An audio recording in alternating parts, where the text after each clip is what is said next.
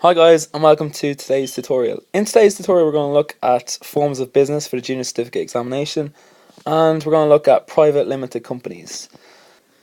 Okay, so in our previous tutorial we looked at what a sole trader and a partnership were, and then we looked at the advantages and disadvantages of a sole trader and partnership. So today we're going to look at a private limited company.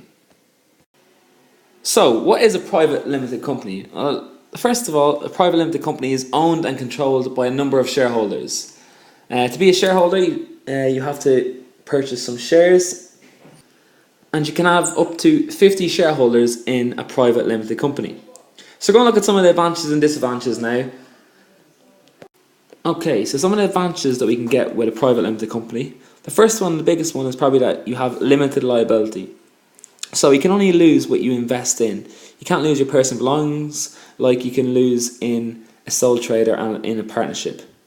Another advantage is that the business is a separate legal identity to the owners. Okay, so it's separate, so the business can be sued, but it's the business that is sued, not the people, not the owners.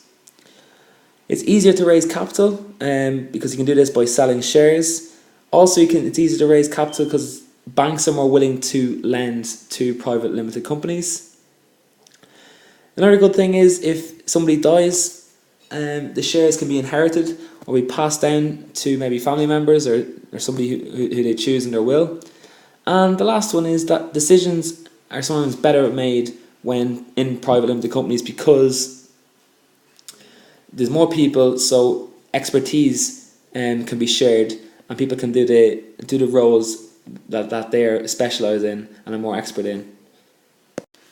Okay, so the next thing we're going to look at is some of the disadvantages that you can get with a private limited company. The first one is that it's much harder to set up compared to a sole trader or a partnership. There's a lot more formalities and more forms to fill out than a sole trader or partnership. It's also more expensive to set up compared to a sole trader or partnership. The business is subject to many laws and regulations, which makes it more difficult when setting it up compared to a sole trader and partnership. Again, shares can't be freely sold. Okay, because it's a private limited company, it's not a public limited company where anybody can buy the shares. So there must be a certain criteria that people must meet in order to buy shares. And another disadvantage is that your annual financial accounts must be published. Okay, so at the end of the financial year, end of the tax year, your annual returns must be sent to the Register of Companies, and this makes it public to everybody, so everyone can see financially how well you're doing. So this is also another disadvantage. One of the things that comes up on the Business Leaving Cert is the question of how to set up a private limited company. It's quite a common question, and it's really important that you understand how to set up a private limited company.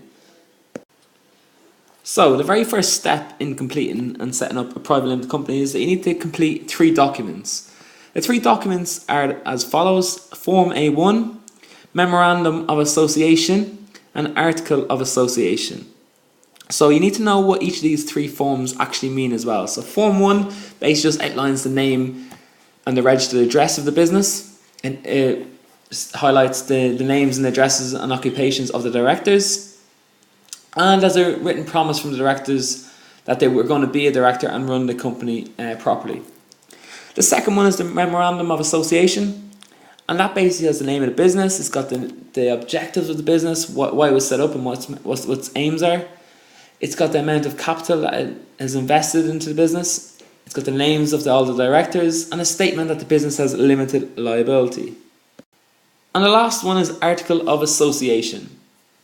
Article of Association, this document sets out the internal rules and regulations of the company. It describes the voting procedure for meetings, and it sets down the quorum necessary for valid meetings. And just one more thing, it also highlights the voting rights for each type of share in the business. When the 3 documents are completed, they are then sent to the Register of Companies. The third step is that you receive a certificate of incorporation. That's if the Register of Companies are happy and satisfied with your completion of the 3 documents, you will then receive a certificate of incorporation. And this certificate of incorporation is an official license that your company is allowed to trade. The 4th step is to hold the first statutory meeting, and it's compulsory to do this. And at the meeting they will discuss many things, but 3 things that has to be on the agenda is the 3 documents. They have to explain the 3 documents to all shareholders and everyone that's present at the meeting. Each shareholder gets a share certificate, and they also vote in the board of directors. Okay, so there has to be 2 directors in private limited companies, and these are voted in by the shareholders, and they're voted in to be the board of directors. And the last one is that the company can start trading. So once they've done this, once they've had their first statutory meeting, they then start trading. Just a few things to note also about private limited companies. The private limited companies are regulated by the Companies Act 1963 to 1999. 1 share carries 1 vote at each AGM. An AGM is an annual general meeting. And any major decisions about the business are usually made at the AGMs, at the annual general meetings.